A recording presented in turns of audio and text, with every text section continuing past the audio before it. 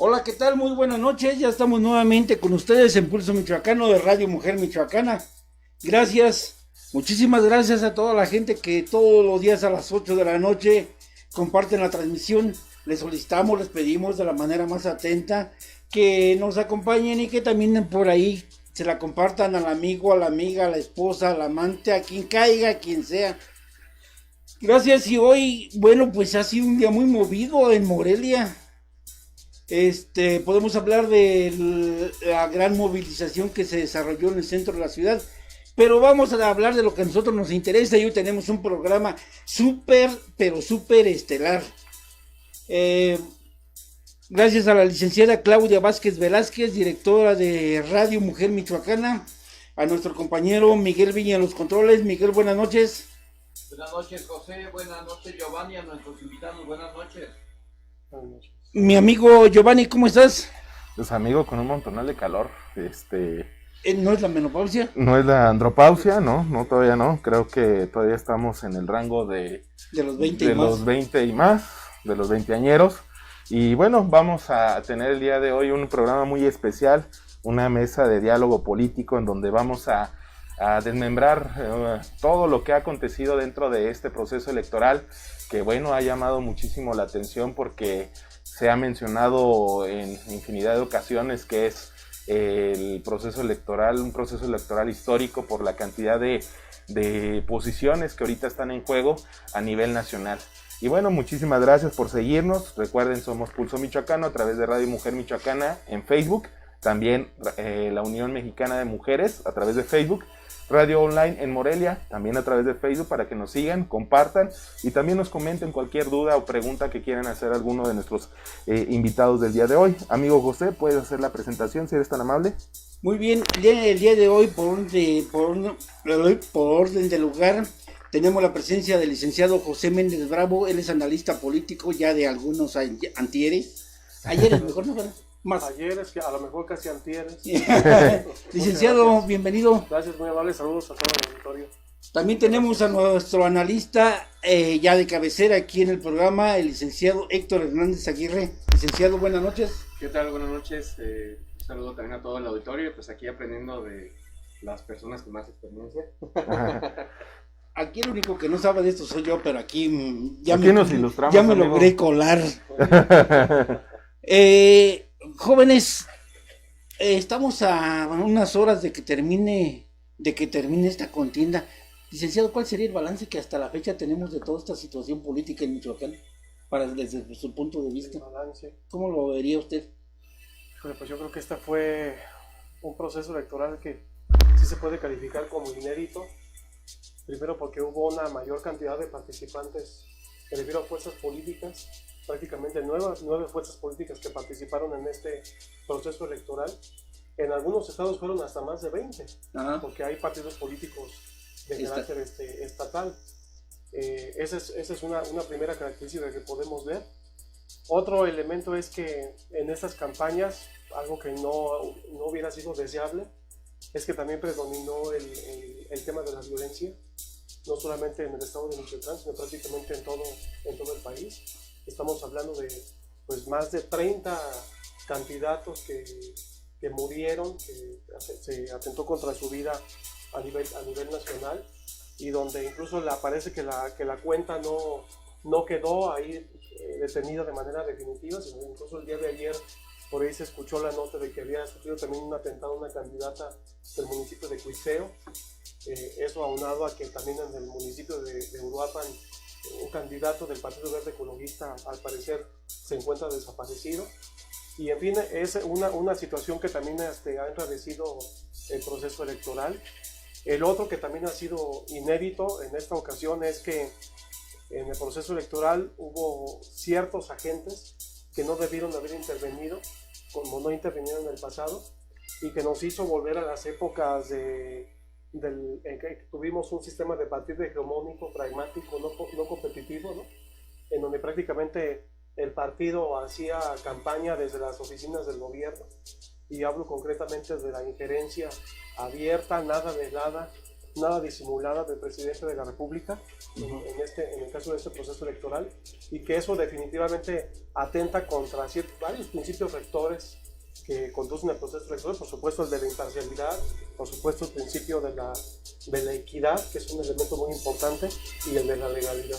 Entonces yo creo que ese es otro elemento que aquí se suma, y que esa participación, citando un poquito lo que había dicho el presidente del Consejo General del INE, de alguna manera contamina los procesos comiciales y puede dar lugar a que algunos de los contendientes puedan plantear, una vez que concluya el proceso electoral, ante los propios tribunales electorales, de aquella cuestión de la nulidad de la elección, no de la nulidad de votación recibida en una casilla, sino la nulidad de la elección precisamente por la injerencia de ese agente externo, y que debió haberse mantenido imparcial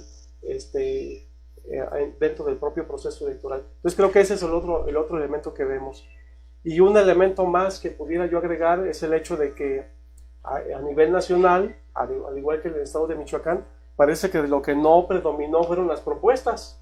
Los ciudadanos nos quedamos esperando muchas respuestas. Primera, cuáles eran las propuestas que tenían los candidatos para los ciudadanos. Oiga, licenciado, mañana se acaba la contienda, ¿no vendrán mañana? Esperemos que el día de mañana tengan alguna respuesta. Pero fíjate, aquí un elemento, mis estimados amigos, es que no hubo propuestas, por ejemplo, para aquellas personas que padecieron el tema de este asunto de la pandemia, del COVID.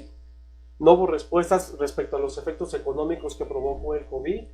No hubo alguna propuesta por sectores en la sociedad para poder rescatar económicamente esos sectores como consecuencia del desastre o del daño colateral que generó la pandemia en México. No ha habido respuestas, por ejemplo, para un asunto que tenemos aquí latente, la crisis ambiental que está padeciendo México. No se ha dicho nada respecto a cómo contener, ya no prevenir, contener el tema del calentamiento global, el tema de la sequía, el problema que hay en la atmósfera, no otro tipo de problemas ambientales como la basura, como la explosión demográfica o la sobrepoblación, como contaminación del agua, sino tan solo esos tres elementos fundamentales que ahorita están poniendo a nuestro país al borde de una de las peores crisis ambientales que podamos vivir incluso en la historia por supuesto de la humanidad. Creo que nos salen debiendo muchas respuestas los candidatos, porque la gente lo que esperaba era eso. ¿Cuáles son tus propuestas concretas y específicas? Y a diferencia de ello, hubo simples trabajo propagandístico, ¿sí? Ocurrencias y descalificaciones de unos candidatos a otros respecto a su pasado, su presente, los nexos que pudieran tener. Claro que nos importa eso, pero creo que lo que hubiera importado de manera fundamental es cuáles son las propuestas que tenía cada uno de los candidatos y cuál es el tipo de rumbo que tenían trazado, por supuesto, para este país, para el Estado y para los propios municipios de la entidad. Licenciado Héctor Hernández, ¿crees que los partidos políticos mandaron a sus mejores hombres como candidatos? Híjole, me parece que mandaron a los mejores hombres electorales, en términos reales, en términos de números, pero no propiamente reenviaron a las personas, como lo menciona aquí el licenciado, que tuvieran realmente una propuesta concreta a temas que son realmente de interés para la sociedad, que actualmente están, como lo mencionaba hace un momento, están sufriendo, ¿no? Mencionaba hace un momento el rescate, por ejemplo, a las partes ecológicas, al tema ambiental. Hubo uno de los candidatos que fue el candidato a gobernador, el licenciado Magaña de la Mora. Él mencionó en la página Change.org, donde él aceptaba el reto precisamente para que pudiera haber una propuesta de rescate para el lago de Cuitzeo. Esa fue una propuesta muy interesante, donde él se comprometió a aceptar ese reto, pero no así por parte de los demás. Simplemente se han enfrascado en una guerra de descalificaciones, en una guerra sucia, donde solamente pues parece esto un tema de vecindad, por así decirlo, de manera más coloquial, en el cual, me parece que los ciudadanos se quedan precisamente con una respuesta muy ambigua. No tenemos tal vez a los mejores perfiles y a los mejores hombres al frente de las candidaturas. Podemos tomar como medida al candidato del partido de Morena y del PT, que como lo es el Alfredo Bedoya. Todos sabemos que se estaban jalando la cobija entre ellos, ¿no? Se estaban arrebatando la candidatura entre ellos mismos. Y bueno, en realidad eso te deja ver qué tan deteriorado está el sistema político, qué tan deteriorado está el sistema partidista de nuestro país y de nuestro estado, al grado de que ya no es específicamente poner un perfil, como lo mencionaban, alguien que tuviera una buena propuesta, sino que simplemente es quien pueda cumplir con los números reales de los votantes, quien sea más simpatizante con la votación y quien pueda añadir pues precisamente más adeptos a su proyecto político. Estamos hablando de que actualmente vemos un sistema político regido desde una presidencia, en este caso de la República, donde los que no están conmigo están contra mí, donde saben hacer, lo mencionaban hace unos días, supieron hacer una oposición de años, pero ahora que ya están en un lugar como lo que es una gobernación, pues realmente están queriendo meter, bueno, me quedaría corto al yo decir están queriendo meter, yo pienso que lo están haciendo, realmente están metiendo la mano hasta la cocina para que todo salga conforme al proyecto que ellos tienen de nación, dejando a un lado realmente los intereses. Ahorita me gustaría tocar ese tema que mencionaba aquí mi compañero licenciado. Existe algo muy dolente y muy latente en la sociedad, hablando de la sociedad michoacana, la sociedad moreliana, como lo es el tema de la pandemia.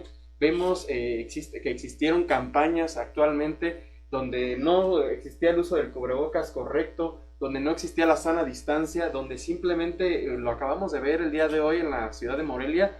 Me parece que fue el cierre de Carlos Herrera, si no mal me equivoco. Sí. Y bueno, días atrás fue el de Bedoya también. El domingo. Y bueno, también, o sea, vemos cómo siguen, en este caso, llevando... Lo voy a decir como es, el acarreo de las personas, el acarreo de mostrar el músculo político sin importar realmente una propuesta para la reactivación económica que tanto le ha pegado a las personas por el tema de la pandemia. Licenciado, ¿puedes mencionar un partido político que no acarríe?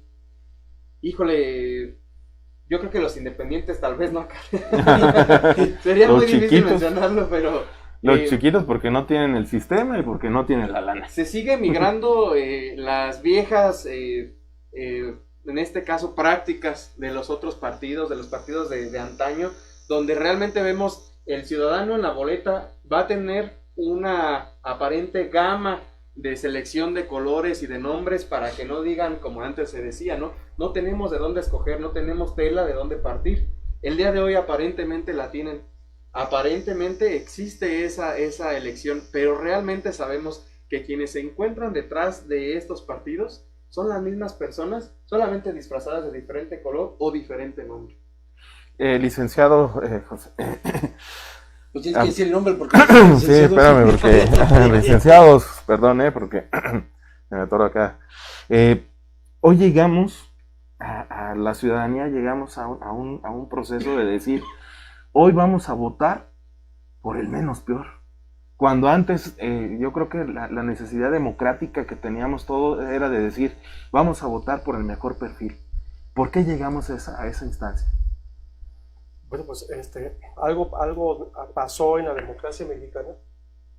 Curiosamente, en la década de los 80s y los 90s empezó a realizarse en México una serie de transformaciones con el fin de que en realidad el voto del ciudadano contara, y donde se puso en la antesala a los partidos políticos para que esos fueran capaces de poder llevar propuestas viables a la ciudadanía y el ciudadano incluso tuviera los elementos suficientes para poder razonar el voto. Entonces México se abrió hacia los procesos democráticos. Se puede decir que estrenamos una nueva democracia en México después de la elección del 2000, ¿no? Donde se dio por fortuna el tema de la alternancia política. Creo que ese fue un avance muy importante. Y hubo un opositor pues, que ya llevaba varios procesos electorales que perdió y que ahora gana hace 3 años en un proceso comicial. Y lo que menos esperábamos es que ese candidato, que al parecer contaba con una gran vocación democrática, y que lo que buscaba era que se transparentara el ejercicio del gobierno, que no hubiera corrupción, ¿no? Y que siguiera habiendo procedimientos electorales democráticos y transparentes, pues parece que cuando llega al poder aparece su verdadera máscara, y aparece curiosamente una máscara autoritaria. Lo digo con todo respeto, creo que muchas gentes que están viendo aquí, que simpatizan con el presidente de la República, se van a molestar. Porque yo quiero decir algo aquí muy importante. Yo reconozco en este gobierno muchas bondades en el programa nacional de infraestructura. Me gusta lo que veo.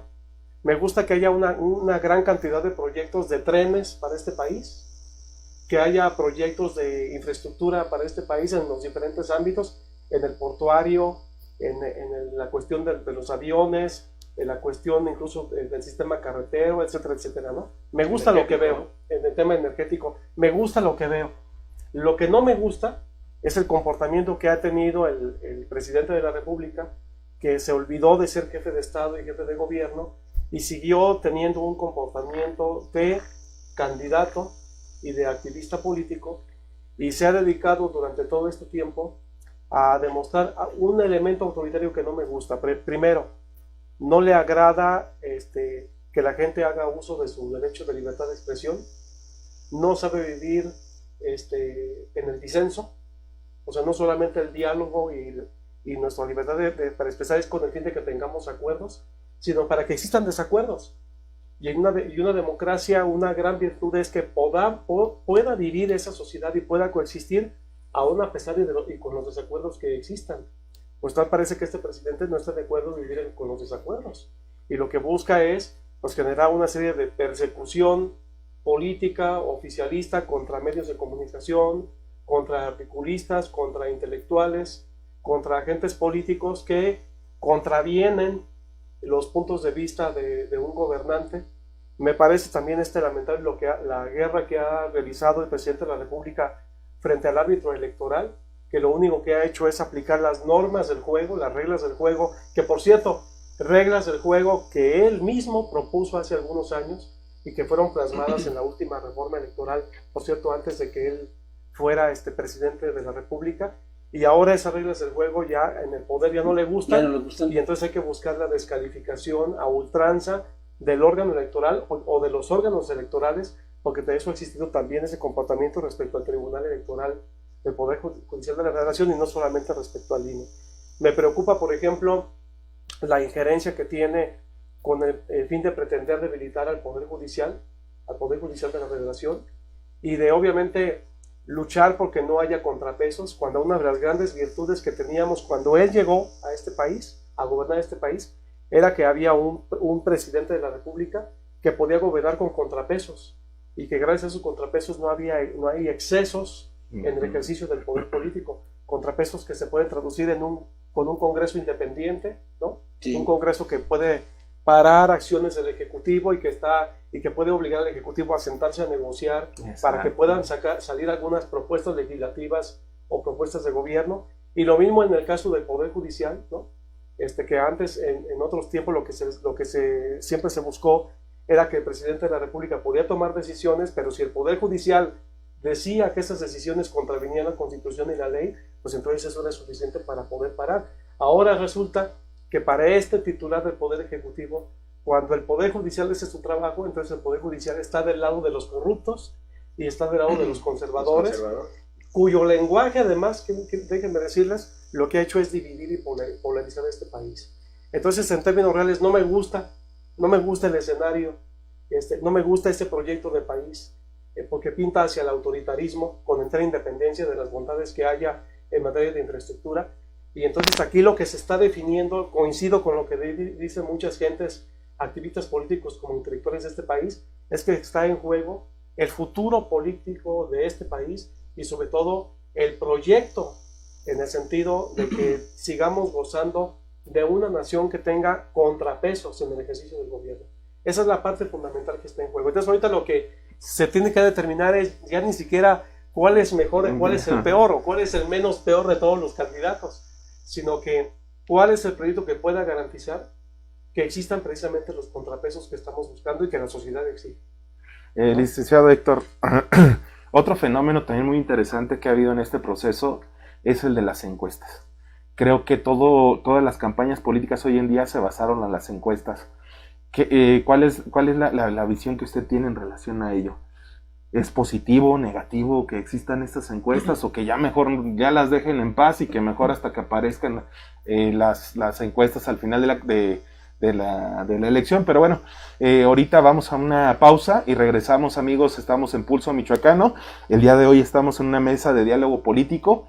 Acompáñenos, síganos, compartan y esperemos también sus comentarios. Les agradecemos mucho que nos esperen a una pausa comercial.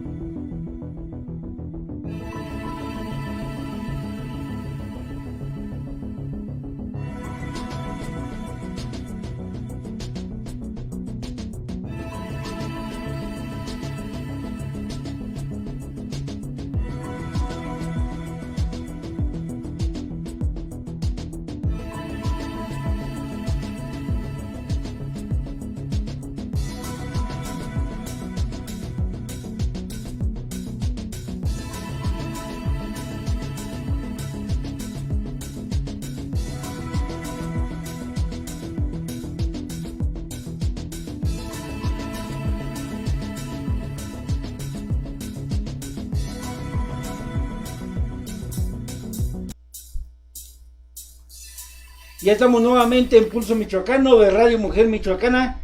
Muchísimas gracias a toda la gente que está al pendiente de nosotros y que todavía continúa ahí. Les hacemos la cordial invitación, hombre, regálenos un like, un comentario. Ahora que tenemos casa llena, equipo completo, bueno, pues es interesante lo que los compañeros están dialogando, los compañeros invitados el día de hoy. Bueno, digo compañeros y ni abogados hoy. Pero de todos modos los invitados que tenemos el día de hoy. Y ya estamos en la línea telefónica con nuestra compañera, la ingeniero Gaby Rivera. Gaby, buenas noches. Hola José, buenas noches Giovanni, a sus invitados. Buenas noches. Adelante, el espacio es tuyo. Muchas gracias. Pues seguimos con los comentarios ahorita que estamos a punto de cerrar ya, pues a punto más bien de iniciar las votaciones, de que se lleve a cabo esta jornada electoral. Y bueno, hemos visto, como ustedes un poco también están mencionando, los cierres, algunos impresionantes, otros no tan grandes ni con tanto gasto de presupuestos.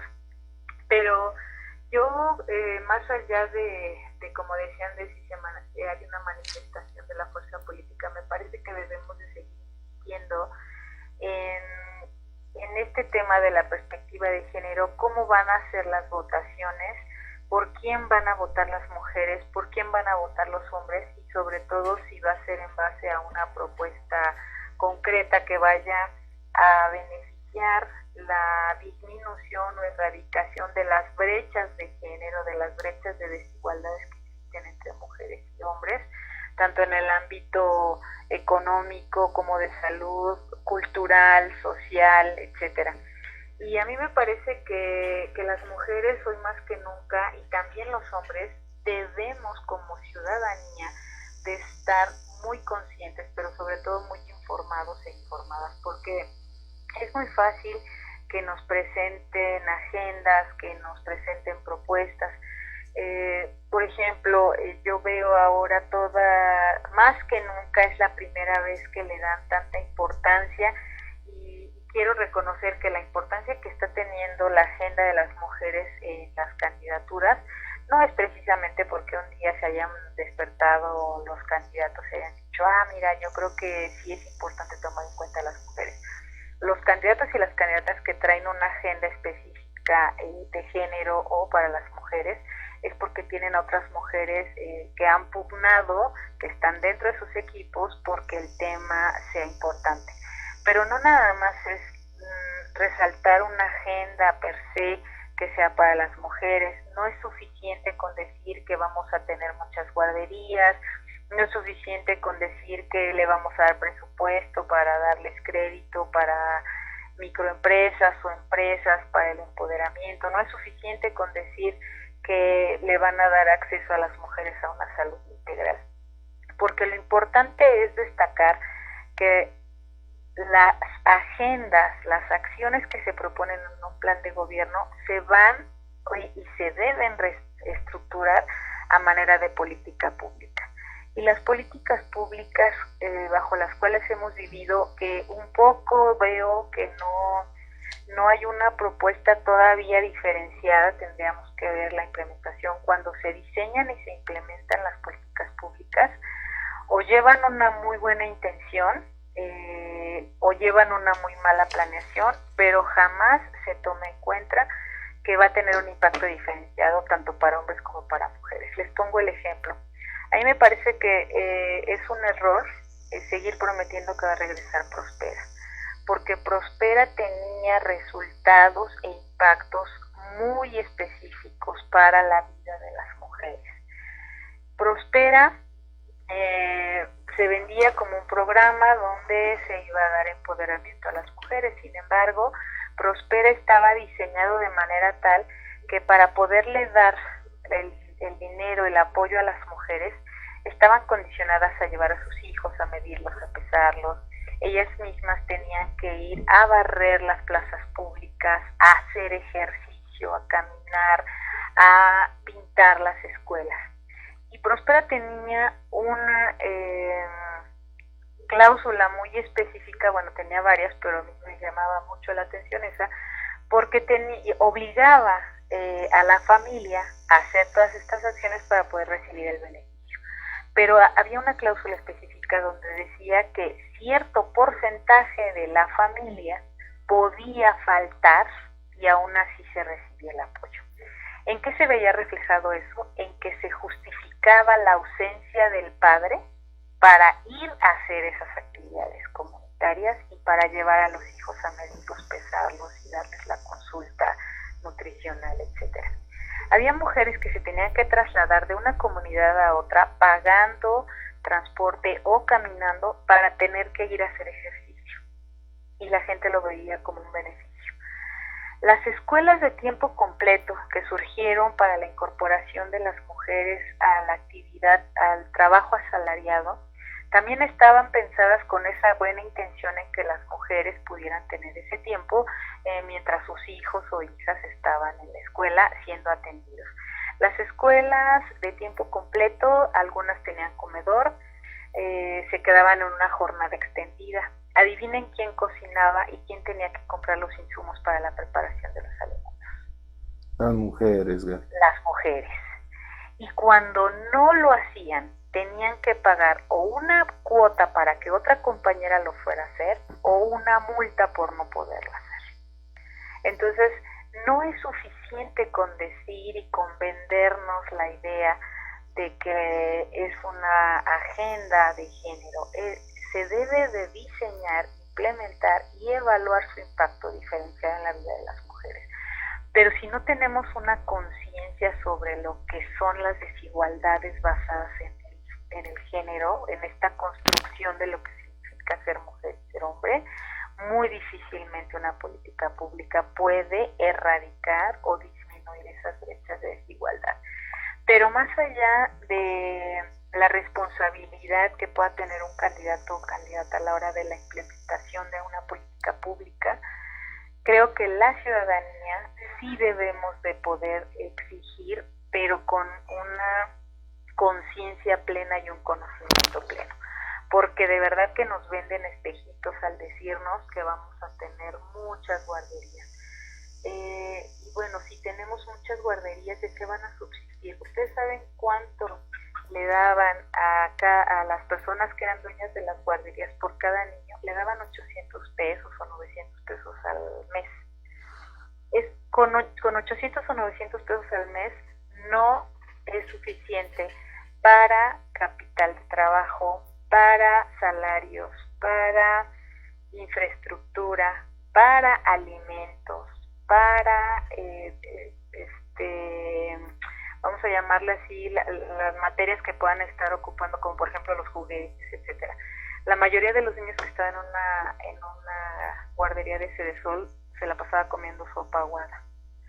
Entonces, me parece que nos estamos quedando cortos y cortas la ciudadanía en exigir verdaderamente que sean políticas públicas que impacten para un bienestar social, y las candidatas y los candidatos deben de poner especial atención en eso. Entonces, yo sigo invitando, porque es la última cápsula que voy a poder mencionar antes de las votaciones. Entonces, si de algo sirve, por favor, de verdad, no nos vayamos con la idea de los espejitos que nos están vendiendo.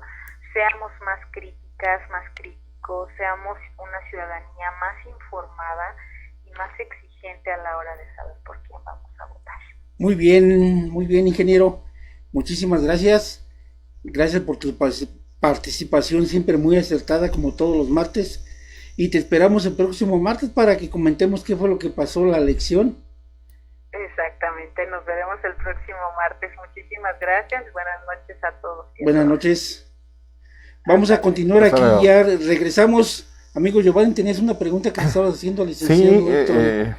Lo que le estaba comentando al licenciado Héctor era en relación a su opinión de la negatividad o la positividad que era la cuestión de las encuestas, de que era lo que estaba produciendo al interior de las campañas, o bueno, dentro de los procesos electorales.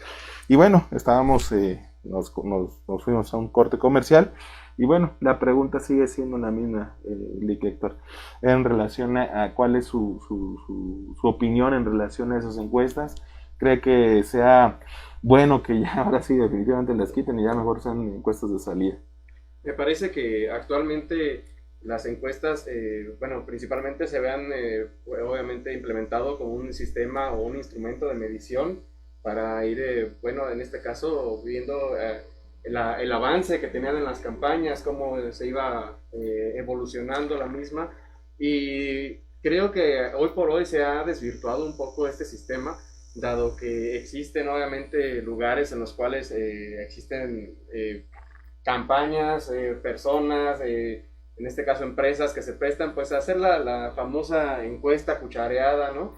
Y ha perdido bastante su fuerza las famosas encuestas, porque realmente ya no es el punto de informar a la ciudadanía, sino me parece que ya se está desinformando, y eso habla precisamente de cómo existe lo decía por ahí el propio presidente, ¿no? Politiquería de los partidos, de parte de los candidatos, y de cómo realmente en lugar de verlos confiados, verlos tranquilos, de extenderle una cierta confianza a la ciudadanía, de que a lo mejor van bien con sus propuestas y demás, solamente están transmitiendo la desesperación a la ciudadanía del ganar por ganar, de tener el poder por el poder mismo, y de enfrascarse en discusiones y descalificaciones entre ellos mismos que realmente no comunican, se llegan a perder en el mensaje en el cual deben de ir directamente hacia la ciudadanía. Es decir, como interlocutores han perdido completamente el mensaje por preocuparse simplemente por los números en los cuales están manejando en estas casas encuestadoras.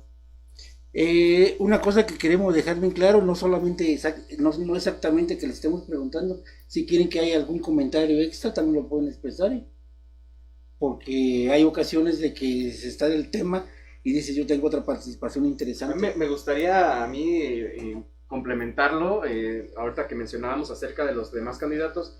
Existen candidatos de EPS, del partido Encuentro Social, si no me falla el nombre. Existen otros partidos llamados partidos pequeños, bueno, también te habla de la desesperación de estos partidos por mantener un registro, porque también hablábamos hace un momento sobre los perfiles que deben de cumplir los candidatos. Yo estoy de acuerdo con que sean perfiles ciudadanos, con que sean personas que vengan emanadas explícitamente de las necesidades de un ciudadano, pero les voy a poner como un ejemplo, existe un candidato del PES para diputado por el distrito 17, si no mal recuerdo, donde menciona en una de sus cápsulas, se me hizo muy interesante y lo quiero mencionar, donde dice que, bueno, existen varios grupos de autoayuda, como lo que viene siendo anexos, clínicas de rehabilitación, etcétera, y él menciona que una de sus propuestas muy interesantes es que se le cargue al erario público la módica cantidad de 100,000 pesos para que sean entregados a los dirigentes de estos grupos, 100,000 pesos al año del erario público, para que ellos puedan apoyarse, porque dice que actualmente ya no sirve el deporte como una medida de prevención para las drogas, y que bueno, pues ellos lo pueden hacer porque están en contacto con las personas que llegan a generar algún tipo de adicción. Y bueno, imagínate cuando escuchas esa propuesta, ¿no? Donde dice, pues no el deporte no sirve, tenemos deportistas que son adictos, que tenemos deportistas que tienen algún tipo de adicción, y claro que habla de una situación social y de algo que se está dejando también de un lado, pero bueno, yo creo que tienen que aterrizar muchas veces sus propuestas, tienen que aterrizar en mejores propuestas, porque no podemos decir que el deporte, o no podemos decir que de por sí la llamada ya desgastada columna vertebral del gobierno, ahora tenga que otorgarle 100,000 pesos de tus impuestos, de mis impuestos, de los impuestos de todos, a personas que muchas veces no se encuentran ni siquiera regularizadas para ejercer ese tipo de aparente, bueno, ayuda, ¿no? Que es la que se está brindando. Entonces me gustaría comentarlo, porque así han existido otro tipo de candidatos. Existía una candidata que mencionaba, lo digo con todo respeto, su logo de campaña decía chichis para todas, así lo decía, lo digo con todo respeto, pero dices, bueno, o sea, esa es la propuesta más clara, más fuerte que tienen, exactamente. Entonces, eso es lo que te da a entender de la visión que tienen los candidatos y quienes los están impulsando. Es por eso que debemos de tener en cuenta que tenemos que votar en estas elecciones, pero hacer un voto responsable, hacer el llamado a la ciudadanía, un voto responsable, a realmente poder reflexionar sobre quiénes queremos que estén ahí, porque son las personas que van a decidir sobre nosotros, ¿no? Que nos van a gobernar. Y como decías hace un momento, no queremos que nos gobierne el menos peor, exactamente, pero realmente nos metemos a una disyuntiva en la mente, decían unas personas que conocí, bueno, pues creo que estábamos mejor cuando estábamos peor, exactamente. Entonces es la disyuntiva en la cual ahorita se pone la gente, donde precisamente ves que, bueno, no existe una propuesta real en materia de salud. Existen realmente médicos que no están recibiendo su sueldo, que están arriesgando, como muchas personas, su físico, y no están recibiendo realmente lo que necesitan para poder combatir esta pandemia que a todos nos ha pegado. Muchos hemos perdido algún familiar, algún ser querido, alguien que conocemos, o a muchos otros ya nos dio esta pandemia. Y digo yo, ¿dónde están las propuestas reales de los candidatos para reactivar la economía michoacana? ¿Dónde están las propuestas para proteger a la economía, a la gente de esta pandemia que se está viviendo? Esas son cuestiones que la ciudadanía debería de cuestionarles, y con mucha fuerza, con mucho ímpetu, porque no están, en este caso, comunicando el mensaje que se les está pidiendo.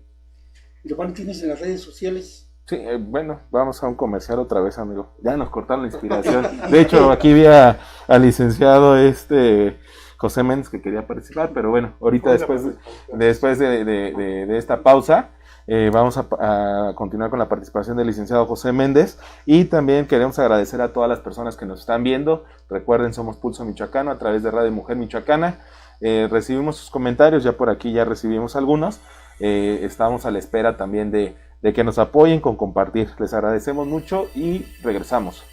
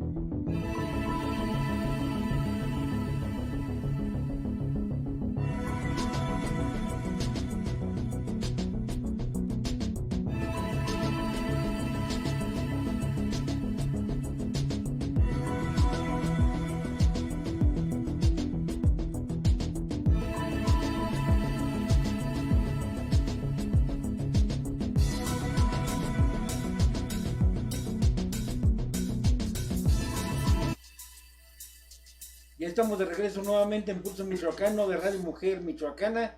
Gracias por estar con nosotros y vamos con nuestro amigo Giovanni Vega. Sí, bueno, estábamos esperando aquí a nuestro amigo licenciado José Méndez, que nos quería comentar algo, licenciado.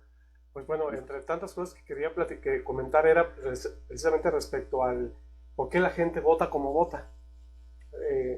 Ha habido muchos estudiosos en el tema electoral que han reflexionado al respecto. Anthony Dawes, un norteamericano, escribió un libro que se llama Teoría Económica de la Democracia, y habla precisamente de dos tipos de segmentos de electores: aquellos electores que indudablemente razonan el voto, y tenemos nosotros el caso de en procesos electorales mexicanos, cuando menos lo esperábamos, encontramos respuestas precisamente del electorado, de los ciudadanos, que reflejaban precisamente el hecho de que habían reflexionado y de que conocían, a pesar de no ser expertos del sistema político, sabían perfectamente de qué adolecía, y entonces decidieron votar por otra opción política. Eso pasó precisamente en el año 2000, ¿no? Exacto. En donde la gente le dio un no rotundo al entonces Partido Revolucionario Institucional y crean la alternancia con el Partido Acción Nacional, ¿no? Después de ahí obviamente fue otra historia, pero estamos hablando de que la gente ha razonado el voto.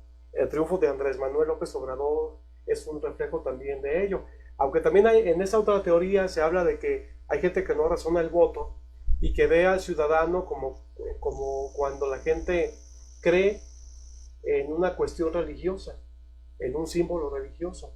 La gente dice creer en Dios, creer en alguna virgen, no saben por qué, no tienen un argumento racional para poder sostener esa afirmación. Lo único que saben es que quieren, que creen y que creen en esa persona o en determinado candidato. Eso pasando al tema de las elecciones. Oiga, licenciado, y eso pasó con Peña Nieto. Si ustedes se fijan, Peña Nieto pues carecía fundamentalmente de propuestas en general, pero al sector de la mujer lo avasalló, pues porque era el candidato bien parecido, el del competido, El galán. el que fue el galán de telenovela. Que se casó con una Exacto, actriz muy para guapa, las- además, para ¿no? las No electores. tiene propuestas, pero está muy guapo. Y ahí estamos Sí. hablando, estamos hablando de un conjunto de electores que también no razonó el voto y se dejó ir también por este elemento. Entonces, creo que en este proceso electoral algo va a pasar. Yo soy de los que confían de que a pesar de cómo se ve el panorama, que está un poco revuelto, que hay un gran vértigo por la publicidad política, creo que esos 3 días de veda electoral, el ciudadano va a poder llegar a armar conclusiones y confío en que va a poder razonar el voto y porque la gente se siente responsable del destino de este país, ¿no? Y la gente va a participar con esa aportación cívica que dará el próximo domingo y ahí se podrá determinar qué rumbo va a seguir el país y sobre todo si en esta ocasión ganó nuevamente el tema de la racionalidad del voto o la no racionalidad del voto. Algo va a suceder. Y por otro lado, por el tema de los partidos políticos, porque decimos que hay 9 fuerzas políticas y la gente siempre se dice, ¿para qué tenemos tanto partido político, tanto parásito electoral y luego todavía de Pero a lo repasada? mejor no son partidos políticos, son empresas. Todos Y de- tienen dueños. son empresas. Y de paso todavía se habla hasta de los diputados de representación proporcional, los denominados pluris, ¿no? Donde también ha habido desde hace muchos años campañas al hecho de que fuera los pluris, abajo los pluris. Aquí hay que hacer una acotación muy importante, ¿no? Primero, estamos hablando de sistemas electorales. Entre los sistemas electorales están los sistemas de mayoría, los demás sistemas de mayoría relativa y de mayoría absoluta. México tiene un sistema de mayoría relativa, como el caso del modelo norteamericano y del modelo inglés, ¿no? Es decir, que la gente vota por un candidato o partido político y por lo tanto vota en contra de todos los demás. Cuando usted vota de esa manera, lo que hace es que con el 100% de los sufragios, con un 30 o 40% de los sufragios, se llega a dar el 100% de las representaciones políticas. Un sistema de mayoría relativa genera bipartidismo. Y si ustedes se fijan, no es casualidad que en los Estados Unidos hay un sistema bipartidista, en Inglaterra hay un sistema bipartidista, es que esto es consecuencia del sistema electoral que tienen. Entonces, si nosotros tuviéramos un sistema de mayoría relativa donde le hiciéramos caso al argumento de fuera las pluris, tendríamos solamente 2 opciones políticas, o sea, un sistema bipartidista. Con el sistema de representación proporcional, lo que se hace es que se dan sufragios a los partidos políticos y que las representaciones políticas para los partidos políticos va en función del porcentaje de votos obtenidos, ¿no?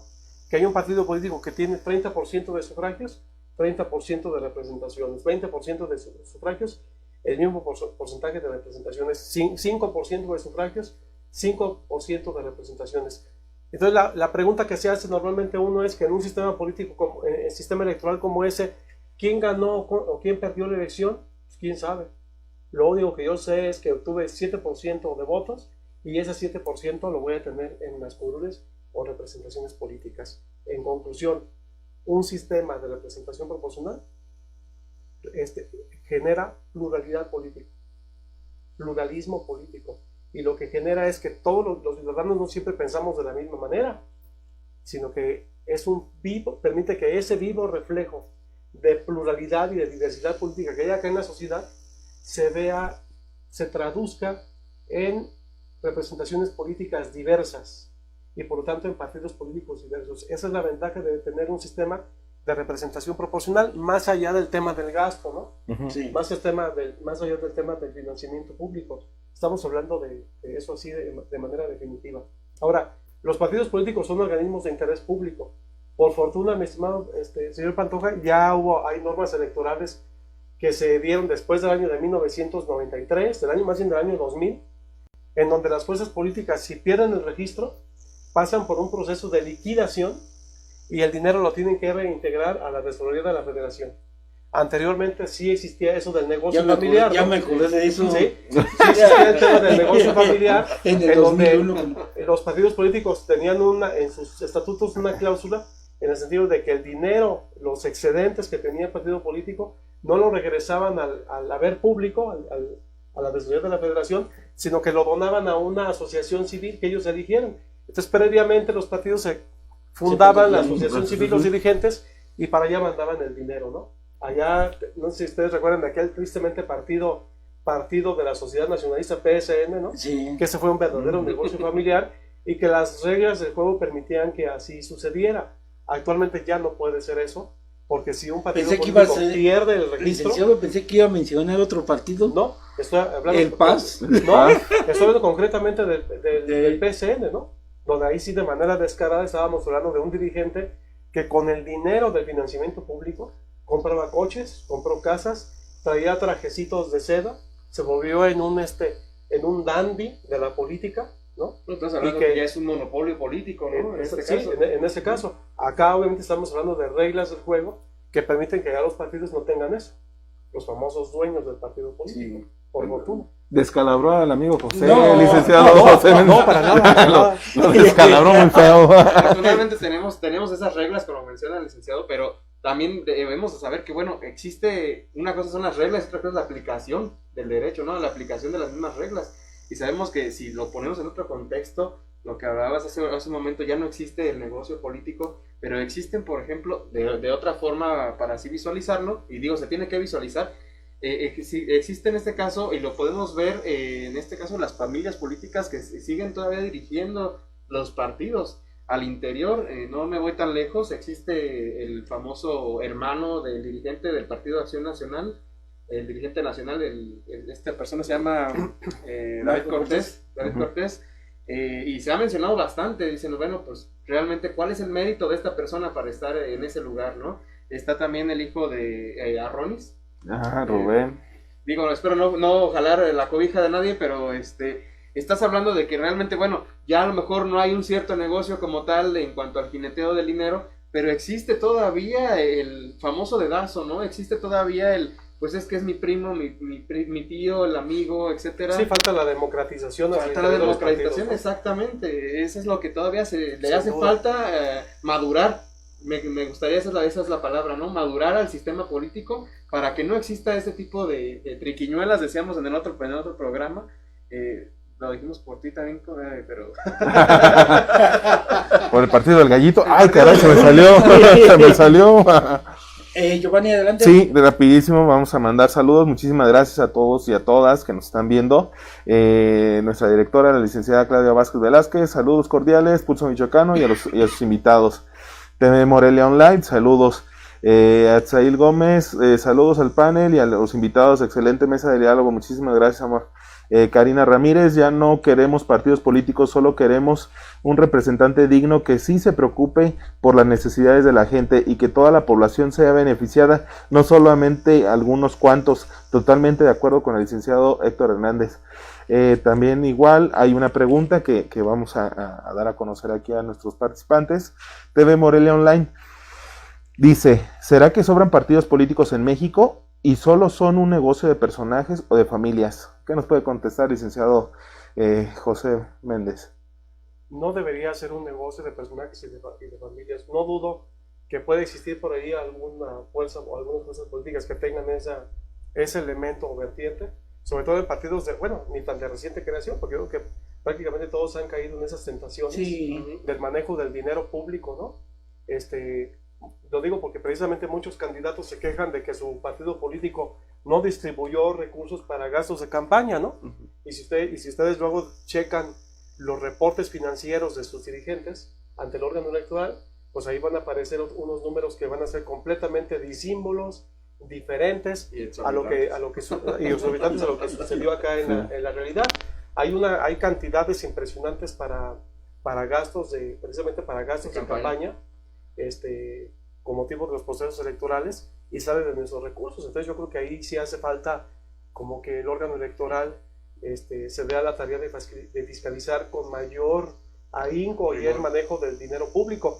Y el otro tema que tiene que ver, que también es, aunque no un tema de dinero, sí un tema no de ética política, porque tiene que ver con el capital electoral, ¿no? El hecho de que los dirigentes de los partidos pues son capaces de poder poner al hermano, a la mamá, a la novia, al pariente, al padrino, etcétera, en cargos de elección popular, sobre todo en los cargos seguros, ¿no? En la representación proporcional, para que no les cueste ningún trabajo, a fin de garantizar posiciones políticas a la familia. Eso porque, por supuesto, existe todas las fuerzas políticas, y yo creo que ahí hace falta de que se tenga que trabajar en el tema estatutario, ¿no? Oiga, licenciado, entonces, ¿quién ganó económicamente en estas contiendas? Porque, por ejemplo, la mayoría de candidatos se quejan que no hubo dinero. Yo creo que sería interesante, pasando el proceso electoral, poder hacer un balance al respecto, señor Patrón. Entonces, entre ellos sería Facebook el que ganó. Pudiera ser Facebook, sí, las empresas encuestadoras, las empresas que hacen la propaganda, ¿no? Los mismos dirigentes nacionales, los estatales. Aunque dicho sea de paso, hay quejas también de muchos proveedores, en el sentido de que muchos candidatos o partidos políticos no les pagan, de que incluso les deben servicios de otros procesos electorales. Proceso tras proceso se repiten las mismas historias. Y eso se va a ver hasta que pase la elección. Exactamente. ¿Quiere agregar algo, Lick, Héctor? Sí, me gustaría agregar que precisamente como lo mencionan, precisamente en la parte donde dices quién ganó, me parece que ganan los partidos, porque la ciudadanía no gana, la ciudadanía relativamente se deja llevar por lo que dicen las demás personas, se deja realmente llevar por muchas otras cuestiones, pero pues son los partidos políticos los que realmente aún siguen practicando lo que llamaba el presidente Andrés Manuel, su amiguismo, su compadrazgo, etcétera, y pues se llevan la mano del dinero público a sus bolsillos. Realmente no podemos decir o señalar que existen ahorita candidatos que los he visto en las calles, ponen algunos pósters más o menos de ese tamaño, porque dicen, pues es que no me dieron mucho presupuesto. Pero si revisamos precisamente, como lo dice el licenciado, vamos a darnos cuenta que existe realmente presupuesto asignado para cada uno de los partidos, para que puedan ejercer esos gastos de campaña, que me gustaría decirlo también, pues debería de ser la revisión más rigurosa, ¿no? Para que pudiéramos tener esa certeza ciudadana de que se están aplicando los recursos donde se deben de aplicar. También queremos mandar saludos a la licenciada Ana Guadalupe Pozas, que nos está viendo, muchísimas gracias. Mari Ávila, también muchísimas gracias por estarnos viendo. Rodgar Mitsuki, saludos compañeros, qué buen tema. Dice, esta es una recomendación aquí a nuestro amigo Miguel, que prenda el ventilador. También queremos agradecer a Teresa Beltrán Velázquez, muchísimas gracias. Hola, buenas noches, saludos a todos. A nuestra amiga Rocío Peñaflor, también muchísimas gracias por vernos. Amigo José, los últimos comentarios. Estamos ya a punto de terminar, creo como que esto se fue muy rapidísimo y todavía se quedaron muchísimas cosas en el tintero. Nos quedamos a la mitad, creo, del programa. O todavía ni empezamos. Sí, no, nos quedamos a la mitad, de hecho. ¿Algo que quieras comentar, licenciado Héctor? Me gustaría comentar a la ciudadanía, voten con un razonable voto, por así valga la redundancia, con una profunda reflexión de quienes queremos que estén en nuestro gobierno, pero que salgan a votar pensando en que van a mejorar las cosas. ¿Tú crees que los partidos se ganaron como para que les regalen 4 de 4? No te entendí, perdón. ¿Tú crees que los partidos políticos se ganaron la propuesta de que voten 4 de 4? Me parece que se quedan muy cortos. Así te lo digo tal cual. Se quedan muy cortos para que se ganen el 4 de 4. Ningún partido se gane el 4 de 4 para mí, en lo personal. Pero bueno, tenemos que realizar el ejercicio de manera responsable. Me parece muy peligroso el 4 de 4, porque estamos hablando de los viejos tiempos del carro completo, ¿no? Donde una fuerza política se lleva el cargo completo. El voto corporativo. Yo creo que yo soy de los que se pronuncian porque debe haber gobiernos divididos, porque debe haber contrapesos, y eso trae como consecuencia, si queremos gobiernos divididos, que haya equilibrio en el ejercicio del poder político, por supuesto que lo mejor que puede haber es el voto diferenciado. El 4 de 4 nos lleva a que una fuerza política va a concentrar el poder político, y así nos va a ir. Si de por sí así nos está yendo ahorita en este tiempo, yo creo que es peligroso ese término del 4x4. Hay que razonar el voto, y yo creo que no hay como el voto diferenciado. Giovanni. Más saludos, muchísimas gracias a Carlos González, a Alfonso Compeán, a Mari Mora, muchísimas gracias amiga, José Mejía, Marta Hernández y Luis Fernando Molina, muchísimas gracias. Bueno, pues hemos llegado al final del programa de Pulso Michoacano, desgraciadamente como que nos faltó. ¿Sí, Miguel? ¿Ya se va a acabar? ¿Otra falta? No, hombre, todavía una media hora más. ¿Otra hora? ¿Pagan otra hora? No, mejor ya vámonos. Agarren sus chivas y vámonos, Nos jóvenes. esperamos el día de mañana a partir de las 8 de la noche en otro Pulso Michoacano más. Gracias. Muchas gracias.